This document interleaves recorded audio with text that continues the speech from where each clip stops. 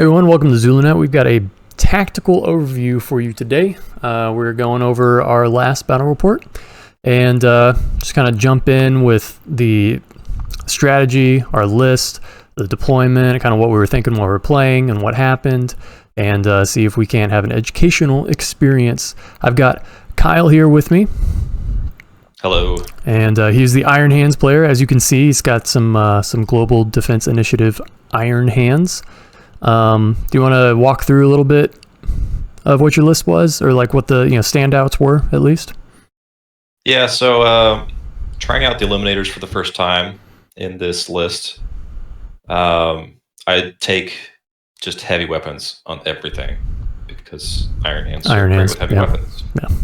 So I've got my intercessors with their heavy weapons. I think really the only unit that doesn't really have heavy weapons is my 2 scout squads, or no, just 1 scout squad. Excuse me. The other squad has sniper rifles, and then obviously characters and stuff. But every other unit has heavy weapons.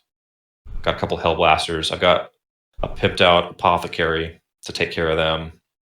Basically, I just have a bunch of infantry that are being buffed by multiple characters. Yeah. And then vehicles to obscure line of sight if I need to, block, but they also dish out a ton of damage themselves. Right. And yeah, that's what I got going for the basic premise there. Yeah, I'd say it's a pretty straightforward Iron Hands strategy that you got going on. It's anytime I play Iron Hands, it's very much a just sit back and blast experience, and usually with the stuff that I play and the style that I like to play, it turns out to be quite challenging, as we will see in this game. I do. It just amazes me how much you can fit in these lists every single time. Yeah. All right, so we got the spacewolves. So a lot of bodies in this one. So I've got I've got 2 blood claws, and then 2 blood claw units, and then some intercessors. I've got dual wolf priests going on here in jump packs, and then rune priests with jump pack, and warlord, it's a wolf lord with thunderhammer and storm shield jump pack. Mobility kind of theme there. I got Murderfang and Bjorn. Bjorn with the las cannon. Definitely be talking about how I use that later. And then we've got the Storm Wolf, and then Fenrirzian Wolves and some Thunder Wolf Cavalry. But yeah, my main idea is with this particular list is to get up there with the Storm Wolf, have them drop off some blood claws with the Smash Captain there, and then kind of allow that for everything else to push up, get in your face, like the Thunder Wolf Cavalry and the Fenrirzian Wolves. Hopefully my Storm Wolf survives a little bit, so I can go nuke some of your vehicles.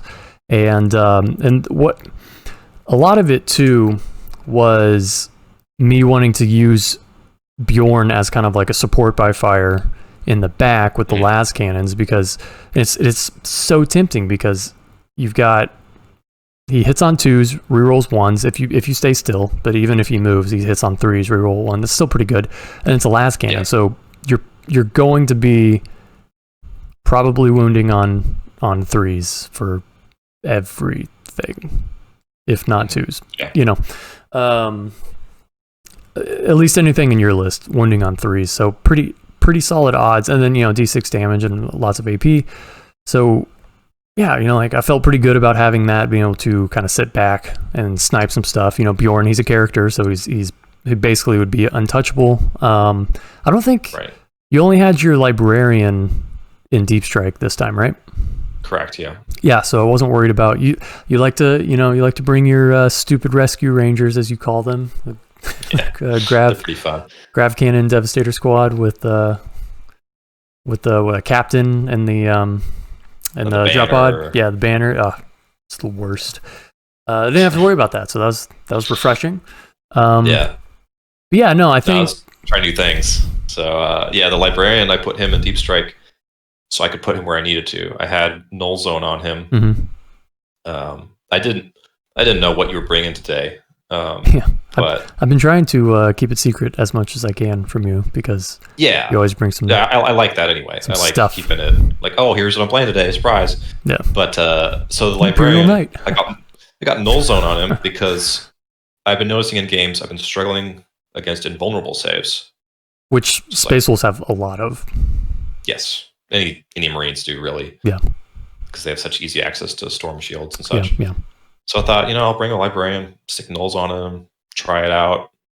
So I put him in deep strikes so that I could put him wherever he was needed quickly, because otherwise he's not gonna be able to move very much. Yeah, I was unaware of null zone. I don't know if you had used it before. I just probably didn't pay attention to it. If you Never used did, it before. Okay, yeah. But yeah, no, especially like I when you brought him in and then you told me what null zone was, I was like, oh shoot, because Iron Hands. So is it a stratagem or do they just naturally do Overwatch on 5-ups? That's natural. Natural, yeah. So you're already talking about a list that has lots of heavy weapons because it's Iron Hands. So they have weapons that if they hit, they're probably going to wound and they're probably going to do lots of damage, right? And so Overwatch just kills, and especially against like the Smash Captain, you could easily with some of your weapons just snuff him out trying just to get the charge off with Overwatch. Right. And then having that null zone in there kind of guarantees it. Yeah, you'll take away that invul and say that's the only thing. It's the only thing the Smash Captain is holding on to. Yeah. And you just take it away, and he's very sad. He's a very sad boy. Yeah, man. So, yep. So we are. What was it Retrieval mission? Yes. Anyway, yeah. It really didn't matter in this game because of how things went down. You can see that we've got, in this game, we've got these 4 objectives here, and basically, what was it? Like, if you controlled it at the end of the game, then you got 3 victory points, and then Slay the Warlord, Line Breaker, and, what's the other one? First Blood. First Blood, yeah. Is in play, so, but, I mean, just this game was very brutal. This game was bizarre. I think, in a lot of ways. There's things that refused to die on both sides. There was things that died extremely fast in glorious self-destructive ways, as AKA my Stormwolf. Right. It's just things, man. It was a game of extremes. For show. So. Yep, so we're getting into deployment, and so what kind of were you thinking? Oh yeah, this freaking deployment zone, dude. I hated this. Really screwed me over in a lot of ways because you had. Let's just talk about this for a freaking second. So you had. So I got to pick the deployment. Yeah, right? I hate you. So honestly, I did not have any tactical reason to do this. I stopped one and was like, you know what, I like to do hammer and anvil, and I saw this, was like, nah, this is kind of different. Try this. Might kind of suck with that point in the middle because he'll be closer to me, but give it a shot. Whatever. Yeah. And not realizing that the long edges would be so much farther, and the middle is basically not accessible. Right. For deployment based on how we have the terrain. Yeah. Because we've got this building here as far as my deployment goes. Right, and then you've got like open space here, right, and then right where like the apex, you think like, oh, I got Thunderwolf cavalry, and I got things that move fast and things that want to hit and get up close, and oh, cool. Well, there's this giant freaking piece of terrain right here, right at the basically apex. Impassable. Yes, it was, man, because you can't even put anything on it. It's a really cool piece of terrain, but and even with this, like this is just like a silly. It's way too like high, right? It's like it's got this crest about it, so it's just really frustrating to try and. So yeah, and then what we were talking. So you've got your standard like 2-foot standoff here, No, right? it's only like 18 inches right there. Oh, is it 18 inches? Okay. Mm-hmm. But as you can see, there's this giant thing here. It's a mess. But over here, you straight up have 4-foot difference on both of these sides from like these extreme It's points. only 3 foot, mate. It's only 3 foot. No, it's 4 foot. Anyway, it's not It's a standard 4 foot because you inches. did an inch here and an inch here. It's a 6-foot table that leaves 4 feet. And I don't know math. It just looks like 3. no, it's the lens, Kyle.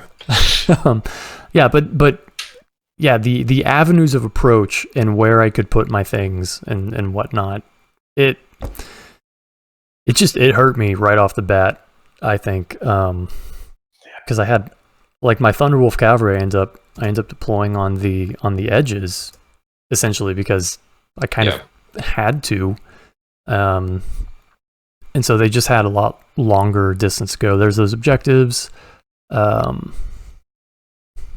Yeah, no, I was in the same boat. Like you picked it, and I was like, all right, cool. This might be interesting. You know, I got that little point, and then very quickly realized that like, oh, this is not good. Even when I picked my side, like it didn't register to me that side was horrible. I just looked at the side I want. I was like, that's the side I want. Yeah. Here, X, Y, and Z. I didn't didn't register that it was extremely bad for you. Yeah. Well, and I wonder if you would have picked the other side. I'm not saying it would have been better, but you could have like had this whole big firing line on this this hill over here. Yeah. And then, just like made me come even further towards you. Yeah. But at the same, it didn't matter, man. This game was so brutal, and yeah. But I didn't want that side because of the objectives. I was playing the objectives at the deployment. Yeah. So I basically had 1.5. Yeah. And I felt comfortable enough that I could shoot you off of 1 at the very least. So I figured, I think I can get 2-1 here with this deployment. Yeah. Yeah, and there, like, so like in this game, there was times when you really needed to kill something, mm-hmm. and you couldn't do it. Like that one Thunderwolf cavalry, like the one dude, he just wouldn't die. He just invuln saved everything, and he's right up in your face. I was just like, all right, sweet, he's going to be around, and he was like keeping you from shooting Murderfang because he was closer and all this, but then he does nothing. He did, I don't think he did like any damage. That whole Thunderwolf squad, like because they were fighting your Smash captain, they did damage, but they didn't kill anything, and that's not what you bring Thunderwolf cavalry for with all the Thunderhammers, like. Yeah, I think we'll get back to that, but so when you brought in this Stormwolf, sniped out my Stalker. I was trying to hide the Stalker from being shot, but obviously you brought that in. I couldn't hide it from that. So I have my. You had some mad rolls on the Redemptor too in this. Yeah, this Redemptor should not have lived, but he did. So I was pretty. Taking out that Stalker really took me out of position because that meant my captain was pretty much worthless over there. That's why he was there, was for that Stalker. Oh yeah, your Smash captain back here. Mm-hmm. Yeah. So that was a little frustrating. I also really like the Stalker because it can put out a surprising amount of hurt against non-flyer targets. Well, yeah, and with the 2 damage, it's like it's high volume and it's a 2 damage weapon, right? And it has some AP. So there's a -1 to hit non-flyers is all, but that's not a big deal. Yeah, but how many shots does it have? I want to say it's like 8. Yeah. Shoot, real quick. And is it starting off at a 3-up ballistic skill? Oh, it's 6 shots total. Okay. Well,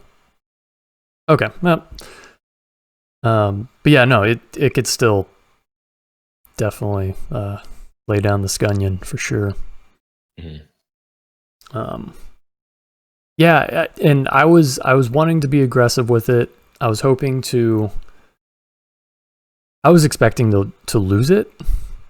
It would have been really nice, but I really wanted to get the Blood Claws and the Smash Captain and the Wolf Priest. There's one Wolf Priest in there, all up in your face, and then kill some things. And then by the time you get done dealing with that, then the rest of my force is waiting in, full strength sort of thing. That was kind of wanted to run that disrupt sort of thing. And then I came so close. I killed the Stalker, and then I came really close to killing the Redemptor Dreadnought, I think.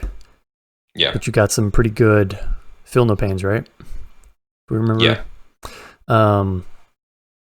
Yeah, which is, I wanted to kill the Stalker, but I was still feeling okay. I was still like, all right, not so bad. Yeah. That I placed my Storm Talon out there. I needed to slow you. I needed to delay you as much as possible so I could deal with that Stormwolf and the occupants. So I put my I just said I forgot the name. My flyer there. Yeah, the Storm Talon. To take up some real estate. Yeah, Storm Talon. Mm-hmm. Which it did. Take up some real estate so you couldn't get to me. Yeah. And then I don't remember what I shot with Tremor Shells first, but I definitely fired off Tremor Shells. You shot at the Blood Claws. See the dice? Yeah, okay. Yeah. Yeah, you shot at the Blood Claws first. But yeah, your placement of the Storm Talon with that pretty big base, it definitely messed up the following turn for me. That's for sure. Because I got the Wolf Priest over there. You can kind of see him right there. I've got Canticles of Hate on him, if I remember correctly.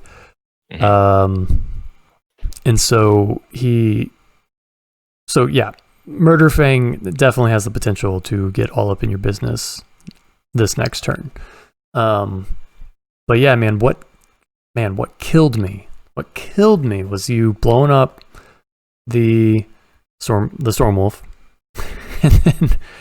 and then I just took all the damage. Like, yeah, it killed off 6 Blood Claws, I think. Yeah, because you had some bad evac rolls and you crashed and burned. Mm-hmm. And then exploded, I should say. Yeah, and then you still had some units to shoot with, so you finished off the Blood Claws. Yeah. I think I lone wolfed the leader because you weren't able to kill him. Right. And he's got the Stormwolf, the Storm Shield and Thunderhammer. So all right, I was like, okay. I really wanted those Blood Claws to get in there and tie some stuff up, and I definitely didn't need. But because it was not only that it killed all the Blood Claws, but it got 3 wounds on the Wolf Priest and the Stormwolf, or the Wolf Lord, excuse me. So yeah, I'm sitting at 2 wounds on him and then 1 wound on the Wolf Priest. I'm just like, this is not good. This is not good at all. It's a very fortunate explosion for me. Yeah, it yes. I was feeling pretty good when I took out the Stalker and almost killed the Redemptor. And all right, they're going to be right there. You're probably going to kill it, but they're going to get out and they're going to be right there. It's going to be okay. Nope. Right. Nope, it wasn't okay at all. Is there anything else that you're thinking about? No, I was just prepping for that storm that was about to come. Yeah. Dude, those Hellblasters up there on that second level were... by the time I got there, I didn't have enough of anything to deal with them anyhow, but right. I could tell that they were going to be a problem just because of how the rules are with second levels and, you spacing all your stuff out so I can't even get up there, and not having a very shooty list, just doing that and the amount of damage that they can put out. They're very interesting because there's a lot of people saying, they're not very good for the meta. I have great time with them. Yeah, well, especially if you could stick them in a nice little spot like that where I can't really get to you, and you can just sit up there and just smoke stuff. Mm-hmm. I got the Apothecary sitting there with them. I've got Iron Iron Father Pharaoh's giving them a 5-up invulnerable save. Mm-hmm. Like, it was very nice. Okay, so okay. Backtrack a little bit to the deployment. Mm-hmm. I messed up by putting Bjorn down first. Even though Bjorn didn't come through for me at all as what I wanted him to do. And then in this next battle report that'll be coming out here soon, I basically ended up doing the same thing and got to thinking about it. A good viewer left a comment critiquing my use of the Bjorn, and the dude was totally right. Bjorn has a ridiculous amount of fighting potential, you know. Yeah. Because I think it ends up being like a strength 10 attack or something with True Claw. I don't have the list, but his True Claw melee weapon is freaking awesome, and he's Bjorn, so he hits really well, rerolls ones, all that jazz. I think the True Claw, I think it has reroll to wounds. Probably, yeah. And so you're getting both of those, and then not to mention the aura of the reroll ones that he's giving off to everything else around. Which the only other thing in my list is that Wolf Lord that's giving off that aura. So, which he's got. Oh look, 1 wound left. Yeah, and I was expecting just a lot more damage output from him. I think I shot at your Storm Talon, and I think I didn't do that much to it or whatnot. Either way, right. Even if, all right, so let's say, leave the last cannon on there, right? Because it's still 2 strength 9 shots with, what is it, AP -3 or 4? Yeah. AP -3 and D6 damage, which we've talked about this a couple times, especially in this next game that's coming out. Lots of last cannon action and lots of last cannon disappointment. Just because of that variable damage, man. Like it's so tricky because you want to take it because you're like D6 damage. It's like, oh my gosh, the potential for that is amazing. But then you just roll 1 and 2 and 1 and 2, and it just doesn't do what you need it to do just because you have that variable damage, and the struggle is real. But even in this case, he's moving, so it's a heavy weapon, and I do not understand why dreadnoughts they suffer that penalty. But he moves. He's hitting on a 3-up with reroll ones. That's still pretty freaking good. Yeah. Not to mention he's still doing a function even if he's not hitting anything, because he's putting pressure on the opponent because he's getting closer to you, and when he gets close enough, he's gonna wreck. So definitely a poor use, and I'm going on a little bit here, but I'm going to do a Zed talk on this at some point. But my strategy here, Space Wolves live and breathe off of pretty much one strategy, I think, and that is to run as fast as they can to the enemy so they can kill them with great vigor, right? What I'm trying to do here is I'm trying to split the best of both worlds, and not doing that very, very well at all. Having a support by fire to pin you down sort of thing with Bjorn, and then the rest. But like I said, if I would have just committed to the one strategy, what the Space Wolves do very well at, it could have been a lot better, because if by the time everything else gets there, there's a Bjorn in there as well, that could have been a different game, Yeah, for sure. But yeah, it's very challenging for me to not try and have some sort of semblance of real tactics and not just play the game. I just have this weird fantasy of wanting to get real things out there, and it's just sometimes it doesn't work, like in this case. All right, long enough on Bjorn. So there they are. By the time that this realization had come, the next game, it's just, I don't even want to put the next game up. Yeah, all those characters right there, for you to finish off at your leisure. Yeah, so your grav cap, no, what is it? Gravis armor? Captain Gravis Gravis armor? yeah. Went over, Primaris Captain. killed my wolf priest, and then jumped back like the coward that he is. Yeah, student of history. That I've never used that warlord trait before because I don't like the close combat stuff. Oh, really? Because it's like, yeah, it's not that I don't like close combat. I have a very specific way that I build lists. Yeah. And my captains are there to either absolutely tank or they're there to buff. Yeah. Or some sort of support role. And Gravis captains, they're not bad at tanking, but they're not a smash captain, you know? Yeah. So I thought, you know, I could give him student of history and just harass. He could get a harass tank. So I'll try that out. Wasn't a lot of use in this game, but I was able to jump in, kill a character, and then jump back. Yeah. So where you probably didn't want to charge him, or he was too far. Right. Yeah, and he was also out of range of being number one target for Bjorn. You know.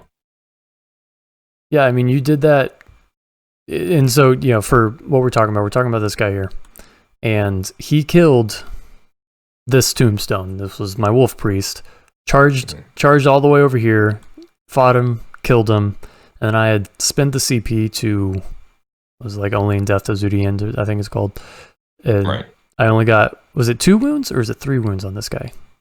Does he have 6 wounds? 2. Because I think 2. I can't remember if they have. Either way, you got him down to 3 wounds. Right. But then, and I'm kind of like, all right, cool. Well, I mean, he only had 1 left out of that stupid explosion, and then I've got now a 3 wound lone wolf. You can reroll to hits, reroll to wounds for the rest of the game. I'm like really super sad about this guy because he's got 1 wound left, and but I'm like, all right, cool. And you're like, student of history, it's this cool thing where I get to jump all the way back here. And kind of deflated my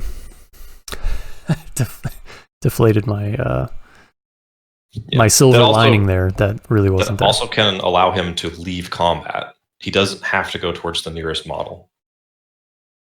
So he with can your fight and then just get out. And I was really happy that it was your wolf priest that was the closest, because 1, he doesn't have a storm shield, and 2, he's buffing those guys there, and I didn't want that. Right. It's specifically in the fight phase, which is what it's hopefully about to happen. Yeah. So yeah, that was a good call. Well, it really is only buffing this because the lone wolf ability gives him the same buff essentially. Is better buff, really. But yeah, he's really only buffing him, but even so, like, he gives the reroll to 1s on the hit. No, so the wolf priest gives reroll to hit, period, whereas he's only reroll to 1s. But also I had I was going to do the Tale of the Wolf King, Lord of the Deeps litany. What the plan was, but of course Kyle had to, be a Kyle. It ruined my game. Good. Good. So, I mean, one thing about, like, I think one thing that was frustrating with how the game went and like how crazy the dice were. I agree, like crazy dice, that's a part of 40K, right? But here we're trying to make a video. We're trying to ideally, I would want the best of what this Space Wolves list has to offer. How does it truly fare against the best of what your Iron Hands has to offer in this list, right? But then when the dice get all funky and crazy, it's like you don't really get to see, or whenever I misplay it, like sticking Bjorn back here and just leaving him back there, now then the viewer doesn't get to, see that. Like what to me would be like the more true depiction of how, there's my dead Smash Captain. So real quick, before we get to that, what's your plan with the intercessors? Yeah. So this is the first time ever playing with intercessors. I gave them the heavy. What was it the stalker bolt rifle? Yeah, the stalker bolt rifle or whatever, the heavy weapon. Yeah. Just thinking that put them up to a line.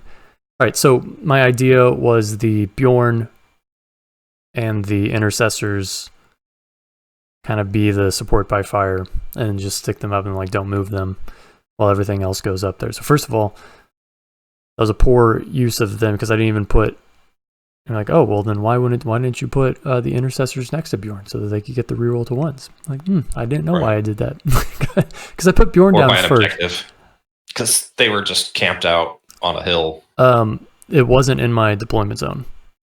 Right, but I don't think you moved them very much. I had stuck them on the. Let's see here. I had stuck them on. Let's go back.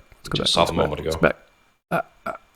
There it is. Okay, so I'd stuck them over here, like touching this terrain, just because I know that you shoot very well. So I didn't want them to just get toast, and then move them up, because the deployment zone was like right here. Yeah, it was like just out. So that's kind of, I was trying to stick to cover here, but it's kind of funny because they were like the thing I was the least worried about. Yeah, like everything else, literally every other thing in your list was a higher priority to me than those intercessors. Yeah. It, and that is one thing about spacewolves. So I think what I'd figured is that the Primaris stuff is pointed much better for the amount of wounds that you get, and not to mention the extra range with their weapons, and then all of the stratagem support. They have a ton of stratagem support that the regular Space Marines don't have. And so with the Space Wolves, so you don't really have like any cheap like troop options, because you don't get scouts. Right. Scouts are elites for Space Wolves. You have your Grey Hunters and your Blood Claws, which cost the same. The same points per Marine. And then you have all the other Primaris stuff. Right. And so it's like, well, and it came down to points, I think, and then I was like, oh, okay, well, points, but then I could also use, them as like sort of support by fire. Maybe they can hurt some things or whatnot, or draw some fire. But again, it was that you see this play between two separate strategies, at least in 40k. In the real world, that's what you would want to do. You'd have support by fire covering the advance of your assault troops. However, not in this case. In 40k, it doesn't like that. The game doesn't like that. The game likes one or the other. You shoot or you fight. You do one of the other. Yeah. It's so. Yeah. I would say maybe next time. I don't think intercessors are bad. Maybe give them the assault weapon. Yeah. And just have them press forward with the rest of your troops. Yeah. And yeah, definitely. Because I was limited. It was like trying, like, all right, I'm going to move them, but now I'm like suffering a -1 to hit. Right. Because they're heavy weapons, and then I just started to realize, like, I'm not really in range of much. I think I could just barely draw range to your Vindicator. Right, and that doesn't care about those. Yeah, no, and yeah, man, it was just a bad take. It didn't blend with this list at all. I thought, again, man, I'm telling you, man, I really struggle with my list building when I deviate from what is good in 40k to what I want it to be really easily. Right. And I need to like stop, stop that. Yeah. But yeah, so anyway, it was a weird, that would have been much better. Just have them move up and then maybe they could kill some of these stupid scouts or whatever. Yes, good point. All right, let's see. Yeah. Killed him. Kill them. Blood Claws are still going up. They're slow. This is the same turn. Yeah, you still have them trimmer shelled. Yeah, so which really helped. A little bit. Yeah. All right, so this is my turn. Your turn. Yeah, moving them up. Now I can get them a little bit in range, but it still didn't do anything. It would have been nice to have them in range of your Hellblasters so I could start taking chunks out of them. But that was not to be. Yeah, and as you could see there. All right. Your idea of getting in my way worked very well because you have this giant base. And as you can see, like my avenue of approach is right here. Yeah. Right where you put it. Around. So now I'm having to go around, and that's just taking up time and space that I don't have in this game. So that was definitely a really good play. Yeah, especially with big base items, it is big base models. It is just those few extra little, the little couple inches or whatever it takes to get around or something is a big deal. But especially here where like Murderfang I think was over here or something. And so either I have to go all the way around and waste a whole bunch of movement or come like this way sort of thing. I think at this point I was actually thinking about bringing Murderfang around. Right. Is what that's a lot of time bought for me. Yeah. Whereas originally I just wanted to, like I said, just go straight up the middle and get into this juiciness. And I wasted a lot of time just getting around there because it's there, right? So I'm gonna kill it, no problem. But I needed it needed to be dead before, because I needed to be dead and not be here. But that wasn't gonna be a thing. And I killed your pack leader in Overwatch. From the Vindicator. Oh yeah, this guy right here. Yep. He died. I jumped the Wolf Lord over here. I think earlier I'd said that this was the Wolf Lord, but nope. Jumped him over here. Yeah, that Overwatch, man. I wasn't expecting much at this point. Like honestly, dude, the whole thing just ended right here with the storm thing going doing what it did, man. Yeah. Just like I was so defeated at that point. I was like, man, it's gonna be freaking Iron Hands. He's gonna like freaking kill me in Overwatch. He's gonna just shoot everything else because he's freaking Iron Hands. Yeah, that's right. It was demoralizing. All right, so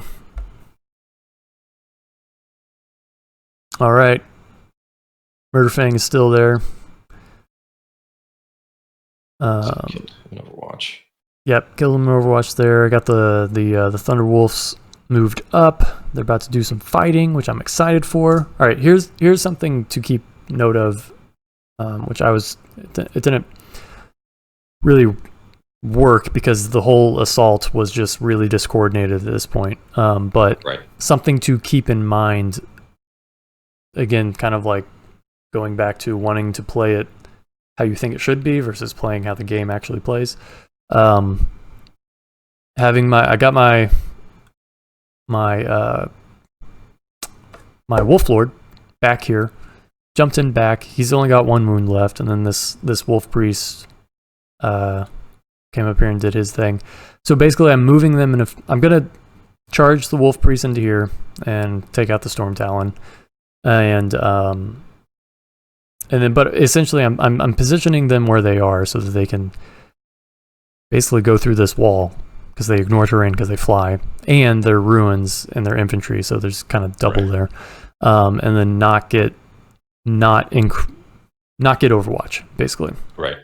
It's kind of what I was thinking, and then now I'm instead of where like Murderfang and the Thunderwolf, they have to go all the way around this ruin here. These guys can just go straight through. So that's kind of where my positioning here up against this wall. It's kind of what I was thinking, but kind of like I said, the assault at this point just really started turning into just being piecemeal because the things that I had in your face, you killed. And then the positioning and the timing for everything else to get around Didn't work. Except for the Thunderwolf Cavalry there. They had a freaking chance, man. They had a chance to do some great things. And then they just whiffed, man. Which was like, it sucked. And then they like didn't die from your shooting at all. They refused to die. At least one of them did. And then the next fight phase whiffed again. Did nothing, you know. And so instead of like killing your Demolisher or your Vindicator with Murderfang, I had to finish off the Redemptor Dreadnought with Murderfang. And I wanted to make sure it was dead, so I put all the attacks, which I didn't need to do. But I put all the attacks because that's how this game was going. If I didn't commit, you're playing some gridlock, saying, "Okay, I need to back everything up, but I need to create walls." The Vindicator, I knew wasn't going to be able to shoot. It's just an Overwatch wall at this point. Yeah, I'm just trying to protect the things I need to protect. Basically, my Hellblasters. I didn't want the Hellblasters going down to the cavalry. Yeah, well, and I had consolidated. I was able to consolidate that Wolf Priest into the Vindicator, so as not to get Overwatch, but force you to fall back and then not shoot. And here comes the Librarian. I was trying. The day. I was trying. Yeah, there's the Thunderwolf not dying. Yeah, man, your Librarian was late to the Storm Shield party. No, he was just on time. Because you've got him there. I don't think you actually negated an influence save, though. I did in Overwatch. Oh, I could do the grenade, though, so never mind. Yeah. But I was planning to negate you in close combat. Right. It's just, you didn't have to, man. Because you died to a grenade, you didn't have to. Frag grenade. Because it just died. Like, it just, my Space Wolves just, they were tired of the long war. They just wanted to pack up and, go to Papa Emperor for eternity, fall into the warp forever. Then I had tremor shelled those wolves that could jump into the middle. Yeah, and that's what I was gonna do. Yeah, I know. So that's why I hit them with them tremors. Yeah, man. Like I said, the story of this game is that it's piecemeal. There he is.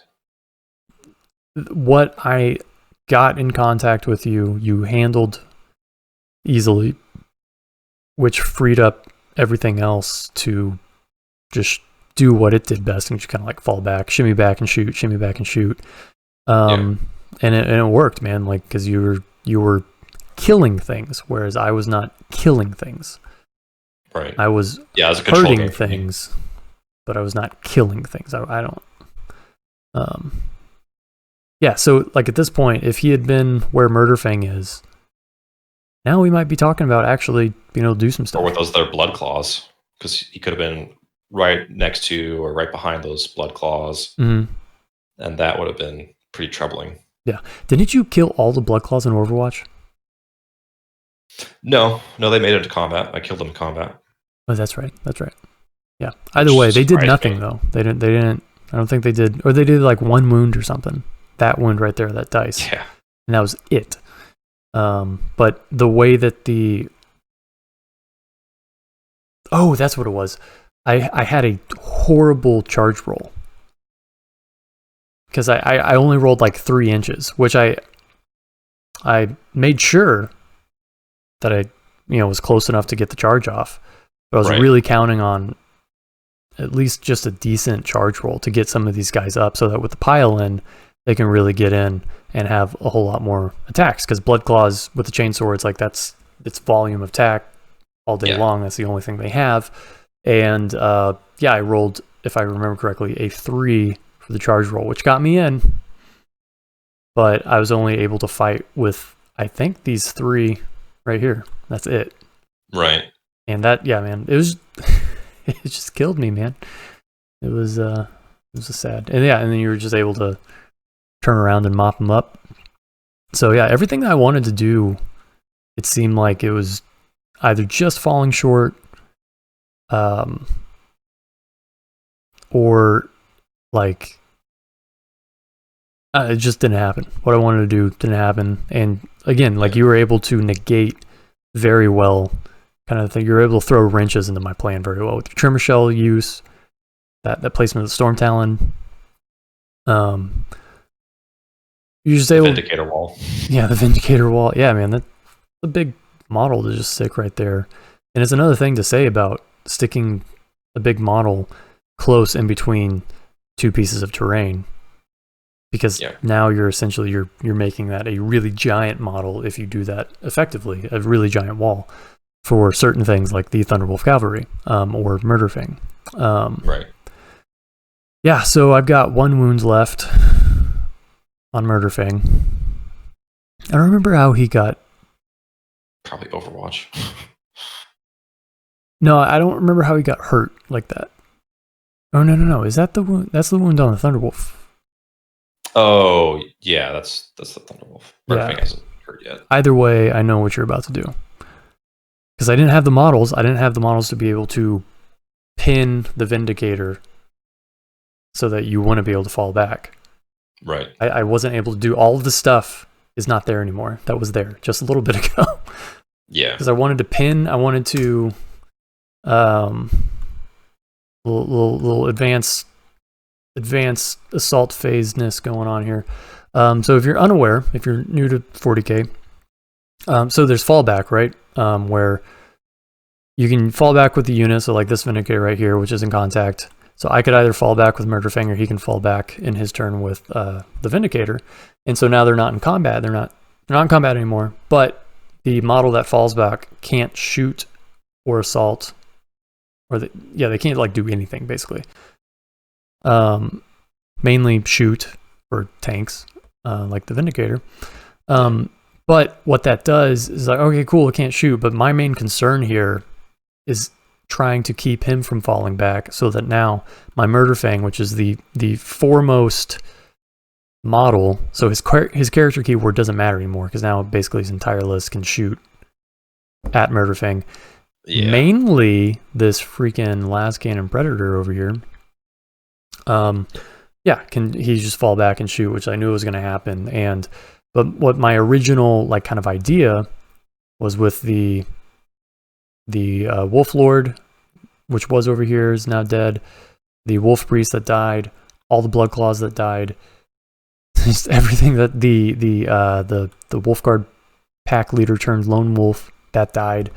There's nothing for me to be able to do that with, because all you have to do is you have to. So let's take this base right here. If you have to tri-point it, right? Put a model here, put a model here, put a model here. Basically, so you make sure that the distance between any two models is less than the actual width of the base, because now that model can't go through that gap. So you need 3 models to do that, right?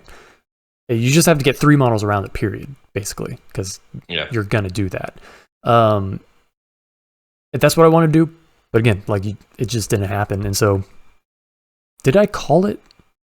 Did we call it at this point? Yeah. So, yeah, we called it at this point because I knew exactly what was going to happen. You're just going to fall back. You're going to kill Murderfang. That was the only thing I had left, because, again, Bjorn... Still have a group of scouts hidden in there as well. Yeah. Bjorn's over there, you got the intercessors, and then I've still got so much on my list. Yeah, and so what in the world? Yep, here's these guys just doing nothing. Here's Bjorn doing nothing. All right, cool. I can bring him down, and I can do this, take this objective, which you're probably going to shoot me off of anyhow. Mm-hmm. Bjorn is close enough. He just pops off of that. He can grab that. You might not be able to kill him by the end of the game, because you'll be shooting these guys and maybe they get a couple lucky rolls. Whatever. Either way, even if these guys didn't die, you've got Slay the Warlord on me. Mm-hmm. You got First Blood, right? Yeah. Yeah. So even if I held these two, you can go and hold the other 2 objectives on the table with ease, and then you have those secondaries. So there's nothing I can do, because you're going to kill Murderfang, you're going to kill everything over on this side of the table. You kill all this stuff with ease, because you have all the firepower and all your your crazy stuff to be able to do it. Just even with smite, like you just go smite things to death, right? With ease. You smite this guy to death. That was my plan, was to smite that. Yeah, there's a Thunderwolf cavalry over here that you could smite.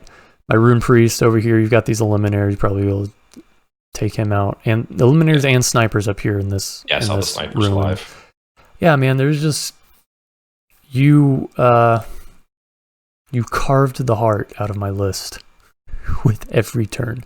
Just with a wooden spoon, you know? And yeah, man. It was not the Wolf's day at all. But No. that being said, you did what you needed to do really well. I did not do what I needed to do really well. My whole strategy, like we talked about before, was not good.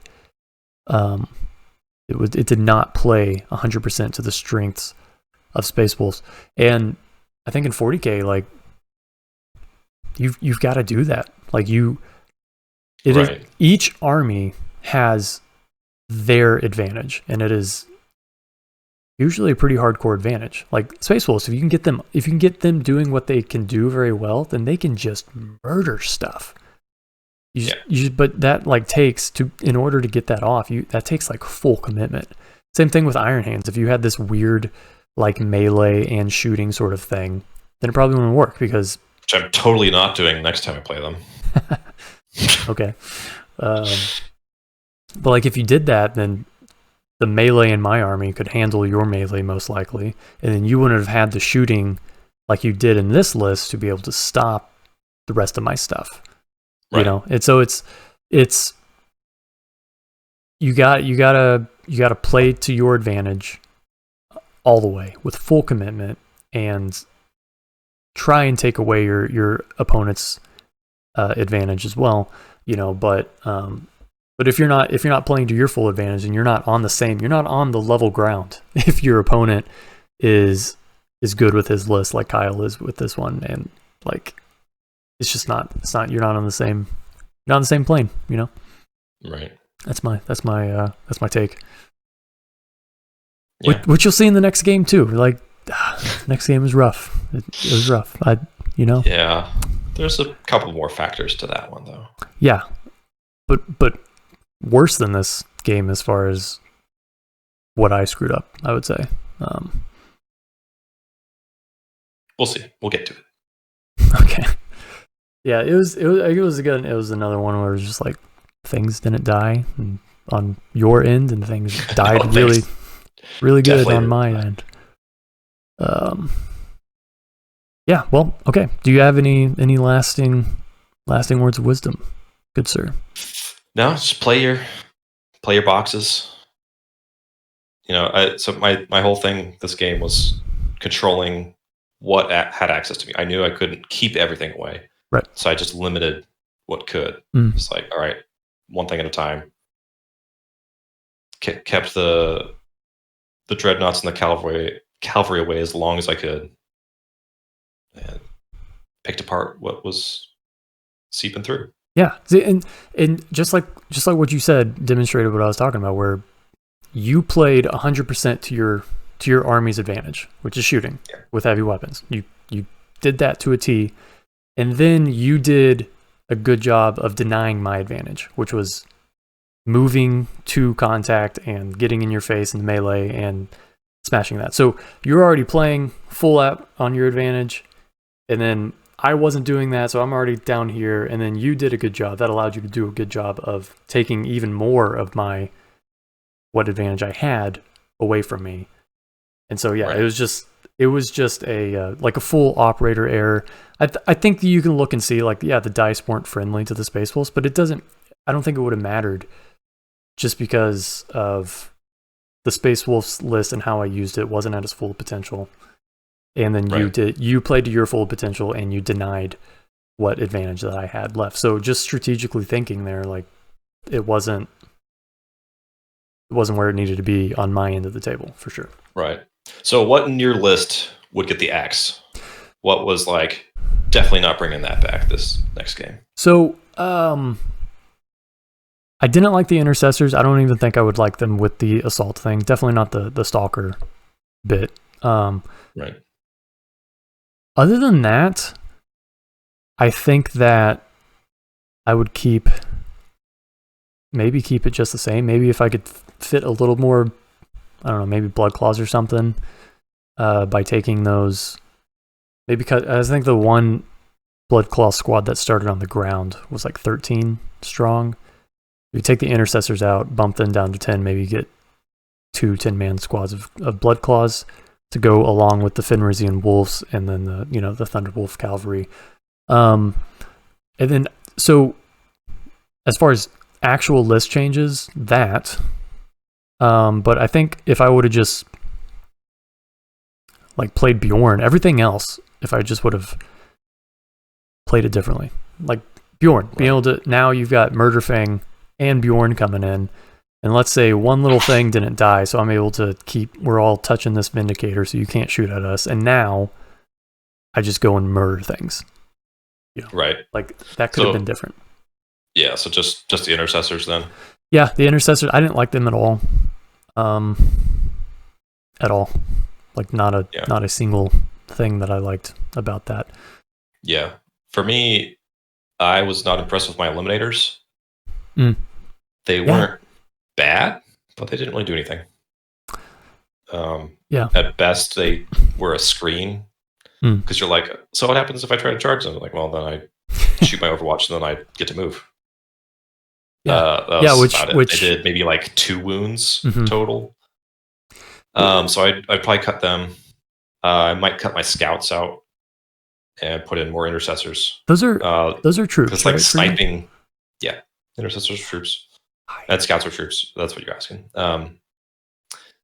So yeah, I love snipers. I love the ability to target characters, put that pressure on, but it doesn't often do much, at least not against Space Marines. So I'd like to put in more intercessors for my troops. Well, a lot of my characters are either like not very scared of sniper, like Murderfang or Bjorn. Right. Or they started, the 2 of them started in the Stormfang. And then, but even with that, pretty much all my other characters had jump back, so I got mobility. So I would have ways of negating that line of sight, not against eliminators, but against your regular scouts. So there would be ways to, especially with a smaller model like that, to like hide him in a little nook because he's got the 12-inch movement, jump from nook to nook sort of thing. So yeah, but I mean, as far as harassment, if you will, or as far as like, control, you're making me jump from nook to nook because I'm scared of potentially losing my Wolf Lord just like that or something. Right. So there is that, but yeah, as far as like, I wouldn't call it like an offensive capability, Right. But it is a factor. It is a factor that your opponent has to think about for sure. Yeah. Yeah. So you liked the Captain, the Gravis armor? Yeah. Yeah, he's fine. Yeah. A little bit tougher. Yeah. How would you have used your Smash Captain differently? Would you have? Nope. No. I used to run Smash Captains as my Warlord. I think that's a terrible idea. I think as just a support character, as a counter charger, or as I was using him as a blocker. I was denying. So like when you brought your wolves in earlier, he was in between them and the Vindicator, and they couldn't get close enough to tie it up. Yep, that worked. So I'm really liking using a Smash Captain as just that tank counter charge blocker. Yeah. He doesn't even have to kill anything. I'm happy to just have him get in the way. Right. Yeah, and it is freeing to not have it as your Warlord, because now you're not worried about Slay the Warlord or losing like whatever Warlord trait you brought if you have like a synergistic Aura one or something. Right. I remember one of the games, it was Death Guard versus Orcs, and I was about to make one of my Demon Princes the Warlord, and I was like, no, I don't. I'm not going to do that, because now I can basically, with abandon, or no, it wasn't a warlord. It was that intelligence point game or whatever. Either way, I didn't give it to the demon prince, who's like big and scary and probably may not die, but that allowed me to use him better. You not worry that much, and you know, because the demon prince, just like a lot of things in Space Wolves, like wants to get up and fight you face to face and you know, tear you down. But if you're sitting there like hesitating because you don't want to lose him that fast, well, now you're not playing to that advantage completely, and that can throw off, you know, the whole how the whole list is supposed to work, is designed to work, you know. Right. Yeah, no, I think the combo of being the character keyword, being like a smaller model that can jump around places with the jump pack. Yeah, you definitely did what you described. Yeah, and then the early game he can give support with the reroll 1 aura. So yeah, he's working the whole game. Yeah, and that reroll 1 aura for those Hellblasters, you know, that's good. Yeah. Good. Oh. Yeah, man. That it's just watching just broke my heart one dice roll at a time. Yeah. This game. Cool. Well, got anything else? That's all I got. All right. Well, thanks for joining us. Hope you guys enjoyed it. Hope it was educational. Hope you can learn from, you know, my mistakes mainly. Yeah. Yeah. And my stream playing. Right. Yeah. Yeah, but you know, I think there's a lot of value in doing this and like pointing out where we both screwed up, where we did well. And you know, we're not putting ourselves on a pedestal here, obviously. It's some of us aren't. Right. Okay, Kyle. But yeah, you know, just play this game perfectly. Be able to. I'm trying. Okay. Yeah, just be able to learn from these mistakes and see kind of retroactively. Like, I think there's a lot of value in it, and I hope that you, the viewer, sees this value, and especially the newer players, or you know, if you're interested in how Iron Hands or Space Wolves or whatever factions we play, that you can take this, you can learn from it, you can see things drawn out, we can really break these things down and analyze them and all that stuff, all that good stuff. So, yeah, thanks for joining us. Check us out on obviously YouTube, subscribe, like, comment, Facebook, Twitter, Instagram. We've got a website, www.zulu-net.com/connect. That's important.